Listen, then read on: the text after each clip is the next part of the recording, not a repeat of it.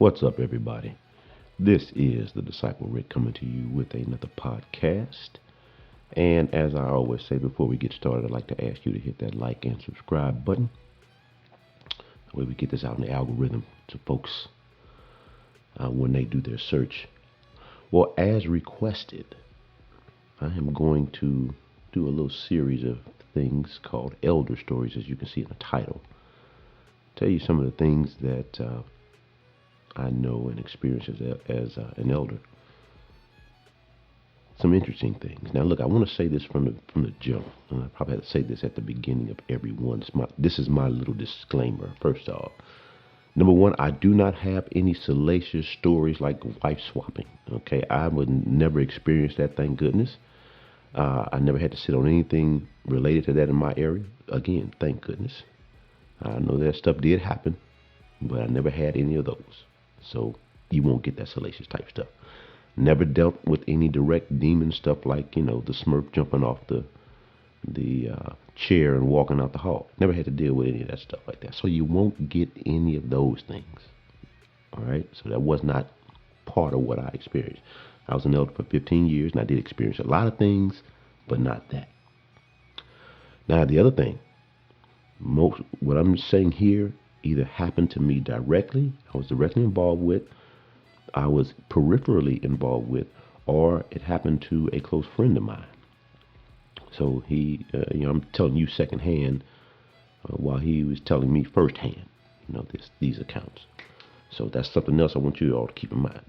Now, lastly, why am I doing this? My third disclaimer on this is that, look, I just want you all to understand the J-Dub system and why you don't need to trust it. Okay. You don't owe those men anything as though it's coming from God. It's not. These are just men in a system. And in fact, if you listen to some of my podcasts in the past, you'll know that the spirit realm that backs up what J-Dub does is out for your destruction. So that's why I'm telling you these things. You don't give these people any necessary trust, information, power over you, none of that. They're just men. And they're just men operating in a very, very, very bad system. So you can step away from it, and you don't have to tell them anything. We used to joke around as elders when it was just a joke. We was like, I ain't confessing to nothing unless you got 2 witnesses and videotape.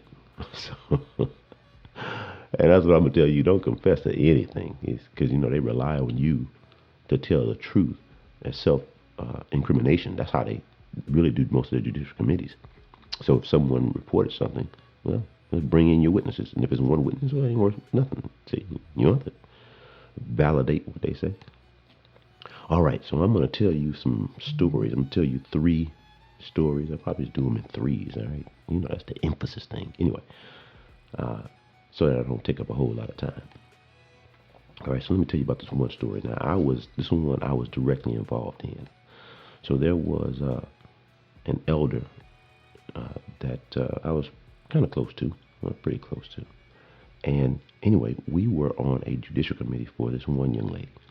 All right, so on the committee, she's confessing to some sins. Now, these sins, it wasn't fornication, but she's confessing to some other sins. All right, so we're on this committee, and she's breaking down, crying, and telling all this other kind of stuff. Okay, all right, so we're hearing her out and everything. Now, the brother who was the chairman of the committee was actively involved in sharing scriptures, trying to encourage this sister because of her self-esteem issues, and he was using, well, let me say, typical scriptures, to kind of help her build her esteem, because she was really sad about not being married and all that kind of stuff. All right, so what we did as a committee, we said she was repentant, and then a couple of us, we just, she was a single sister, kind of struggling, so we took her out for a lunch or something like that afterwards. I think this happened on a Saturday morning, so we took her out for lunch afterwards, and okay, everything was all cool. All right, and then she got all her privileges back and everything after 6 months, whatever the case was. It was it was like I said, it wasn't fornication, but it was sin. That J Dub would confess. I think she just really wanted to get in front of the elders at that time. Now, okay, now let me go a little further because I knew this young lady too. All right, I knew she had some ways about herself where she would be a bit vindictive. Okay, with a brother if he lost interest and if they had any sort of contact, physical contact, and he lost interest in her, she would go report to the brothers and make it out to be more than what it was. All right. But again, that's her. I kind of knew her background. Anyhow, sometime later, I want to say about 2 years later, she gets married to a brother who was, he's a simp. Just plain and simple, he's a simp. All right. And so, okay, interesting. Now you married. Cool. That was 2 years later. About a year into the marriage, she tells her husband that her and the chairman of her committee used to fool around together. She waited till she got married a year in, and then she bust this out. It's like, what? So check this out. All the time that he was on her judicial committee, they were fooling around. They weren't having sex, but they were fooling around. I mean, close enough to it. It was like, what? And he's married. So it's like, what? I mean, it was just so crazy. It's just crazy that you're going to sit on her committee knowing what y'all was doing behind the scenes. She ain't confessed it. I mean, he had to be sitting there with his stomach, boiling out of nervousness that she's going to bust the two of them out in her committee. The thing was about the committee, he already knew what she was going to confess to because they had talked about it. This came out later. So it's like, wait, what? I mean, y'all waited all this time. And this is the thing about it. She was being vindictive. If you got married, you had your husband, why would you bust this stuff out later? Makes absolutely no sense. No sense at all. But that's how she would do. So I was on that committee when she came out to confess. So at the time that this happened, the brother had left our congregation and went to another congregation. I'll tell y'all that story too, how that came about. But he transferred to another congregation. So because he was kind of prominent, they had to get the district overseer and the circuit overseer involved in this thing because it wasn't just she was confessing to sex, because he could go and deny the whole thing. So he did. Eventually, he just copped to it. This is what we were doing. All right, he copped to it. Again, kind of surprised me. But look, when you dealing with these judicial committees, you don't know what's going on inside the mind and heart of those men sitting in front of you. You don't know what they're struggling with, dealing with it, anything. So if I were you, I'd be very careful about what you say to them. All right? I'll give you another one. Similar situation. Same congregation, just happened a little bit earlier. All right. So we on this committee. And this sister she had a kind of a bad background. She started coming to our congregation. It's like, all right, she's here now. All right, so she came to our congregation. So we had a brother on the body of elders. Now this dude he was probably like 6'5", 280. I mean, solid. He used to play college football. He was a defensive end. So you can imagine how big this dude is. This sister had to be about 5'11", 6 foot. She wasn't no short sister. She was kind of tall. And she was big. Not that big, but she was just big. All right. So anyway, we on this judicial committee. All right. And she's telling her story in tears about what she did with this other brother, even though it wasn't. No, this one wasn't fornication, but again, close enough to it. What she would do, this particular chick, what she would do is she would only go after appointed men. I think she took out about 3 of them. All right, I'm getting ahead of myself. So anyway, she's in there confessing and crying about what she did and her background and how hard it is and all this other kind of stuff. And in the committee, she's talking about how unworthy she feels and all that. And the brother just broke out, comforting his sister and telling her that she's not wicked, that she's repentant, and he can see that and all that. And this is during her telling the story. He got all caught up in the emotion of it, and he's telling her all this stuff. So I was the chairman of the committee. I was the chairman of the committee. No, I wasn't. I take it back. I wasn't chairman of the committee, but I asked for a recess because the chairman was looking like the chairman was an older brother, and he was looking like, what? We both were shocked that he would tell her that she was repentant, and we hadn't even discussed it. So we took a break to let everything calm down. But what we really did was we read this brother the riot act doing that doing that conference. We was like, man, you don't go tell her that she's repentant. That's what we decide on, based on blah blah blah blah. Whole Jehovah's Witness standards, elder standards. So he was like, brothers, I'm sorry. I got caught up. I'm sorry. I apologize. So after that, we called her back in. He ain't say a word. He stayed quiet the whole time through the rest of the committee. All right. So we were like, all right, it wasn't that bad, and he was repentant. This is before we knew her pattern. So, come to find out, one day, this brother's wife, the brother asked his wife to befriend the sister. Bad move, right?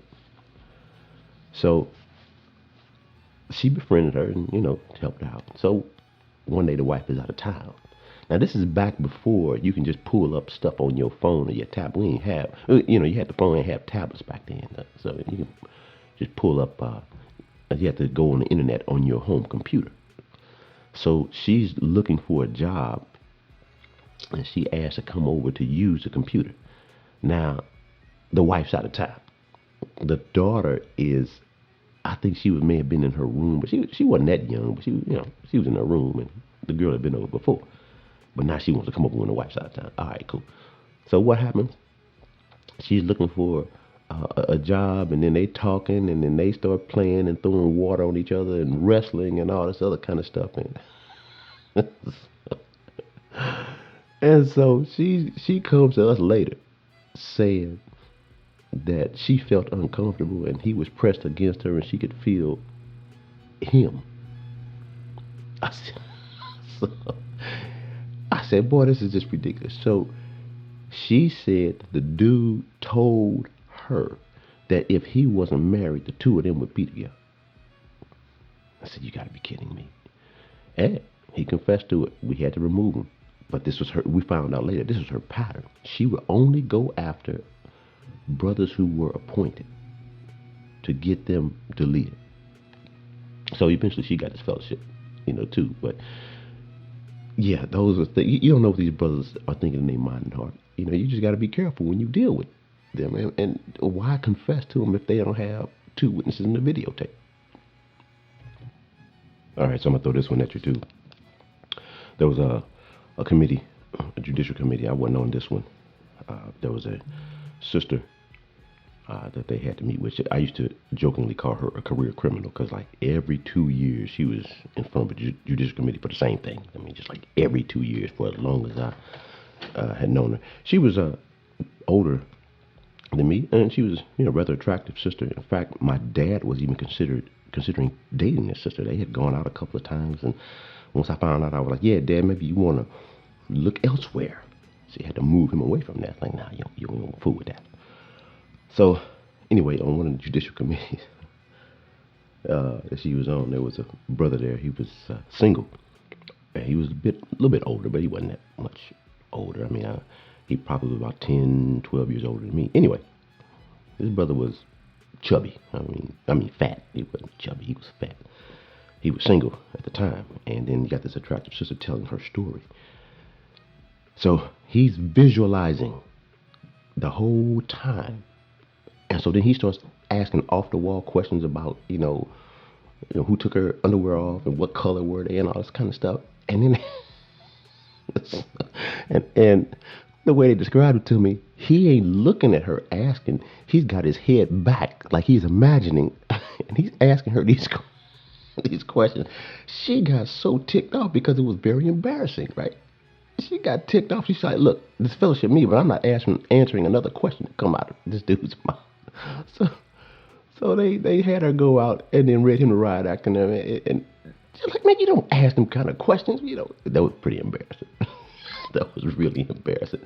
So, brother later, he lost a lot of weight. Yeah, I gotta give it to him. He got married eventually. Pretty good dude. But at that time, I think he needed some help. So that's what I'm saying. Look, I'm so glad to be out of that world as an elder in these type of situations because you don't you don't really want to hear this embarrassing stuff from folks. It really people are putting themselves in a compromising position of trust, and you have to limit your questions, but you're not really trained on judicial type of questions.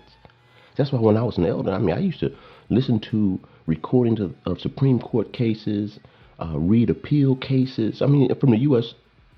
Government. I used to read this to know how to ask questions because you people are in a very vulnerable position when they're in those judicial committee meetings. So you want to respect that. But no, a lot of elders they ain't care. They just gonna ask, and whatever popped up in their mind and heart at that time, and no matter what they was thinking about, they gonna ask the question. So you had to stop them, man. Don't ask no questions like that. I see. Look, Jehovah's Witnesses got this judicial system, religious judicial system rigged up, and they don't really train you. And then people who really believe in the system is affecting their lives. So I remember there was this one case that I was on. This sister was older, okay, and she was older. She was sickly. She was mostly housebound. She could make it out the house every now and then with her walker and all that, but it was a struggle for her to get out the house. So one issue that kept coming up, because she was an older sister, one issue that kept coming up with her was going to a gambling boat with her family. So her sisters were older; they had better health to a certain degree, but they would go to the casino boats, and to get out the house, to get her out the house, they would invite her too. So she would go, but see, the thing was, they put me on one this time that she had gotten involved, and because of her health condition, she confessed to it, but it was hard for her to come to the Kingdom Hall to do the judicial meeting. So finally, she just mustered up all the energy she had to come to the hall. Then I'm telling you what was worse about that is we had all our rooms for privacy down in the basement of our Kingdom Hall. So now this sister's got to go down some steps. But she was just so distraught and so concerned about her relationship with Jehovah, and she had to get this thing handled so she knows she could pray. And and it's like, oh, this is ridiculous. I was saying this. I was relatively new, maybe about 3 years as an elder, but I was established enough to start questioning things. So anyway, we get on this judicial committee, and she's telling what happened and whatnot. And I'm sitting there doing the whole time. I'm like, where's the greed here? That's what I'm thinking. I'm like, why are we in here? Why are we in here? She went to the boat to get out the house. Her sisters convinced her. They were non-witnesses. They convinced her to try to get her out the house. They went all together. She had some association. She took $30, $40, whatever, got her a roll of coins, and she just played that one-armed bandit, okay? Then, when she was done with her roll of coins or whatever she had, she sat there and waited for her sisters to get done. Then they went to the restaurant, ate, and came home. So I'm like, where's the greed here, man? And this sister had been in these things. This has happened before. So I'm arguing with the brothers back and forth. This should not be a judicial committee. There is no greed here. Where's the greed? It's not affecting her life. She didn't keep spending and spending and borrowing and spending and all that. Because a person who has that issue with gambling, it's going to affect their lives. No, it was gambling. It's judicial. I said, man, if I'm playing poker, which I don't play, if I'm playing poker and I'm shooting pennies, y'all going to pull me in on a judicial committee for that? Man, get out of here. What is that? That makes no sense. We argued and argued and argued. Finally, I had to relent just for the sake of getting this sister back home with a ruling. That was it. That's the only reason why I relented. I argued that. Look, we go to because she had to get this stuff off her mind. Period. That is not greed. What we're talking about is greed. Gambling and greed go together when there is a display of greed. So we arguing this thing, man. And I'll tell you what. We just said, okay, reproof. And what was reproof going to do? She couldn't come to the hall most of the time. She couldn't comment because she was over listening in over the phone back then. So she couldn't go out and field service. What is reproof going to do? She wasn't giving talks. It made absolutely no sense. And look, that's why I say to y'all, that judicial system is jacked up. Don't trust them men for nothing. Don't trust that system for nothing. You will not get benefit on this. Whatever your issue is, or if you got a family member that comes to you, that doesn't matter. You ain't got to talk to them about nothing. It ain't got nothing to do with your relationship with God. That wicked angel Jehovah that they serve. Yeah, okay, well maybe it will affect your relationship with him, but he's a bastard anyway. It ain't going to affect your relationship with the living God, the Heavenly Father of our Lord Jesus Christ. So you work that out with him and through Jesus. You ain't got to work that out with these men. So anyway, those are some stories. I'm going to do some more of these because, like I said, I got a bunch of them, really. It's a whole bunch of them. I only was going to do 3, but I had to tell you that 4th one just popped up in my head while we were talking. Just had to tell you that. Don't trust that system. So, all right, that's my first installment of some elder stories I want to pass out to y'all. Do with it what you will. Yeah, I'll do some more a little bit later. Let me know what you think in the comments about these. It's a whole lot of other stuff, man. I mean, like I said, nothing salacious like the crazy stories. I ain't have none of those, but it's enough to where you should see the fallacy in listening to and following that system. All right, this is Disciple Rick. I'm signing off. Y'all take care. I'll talk to you next time.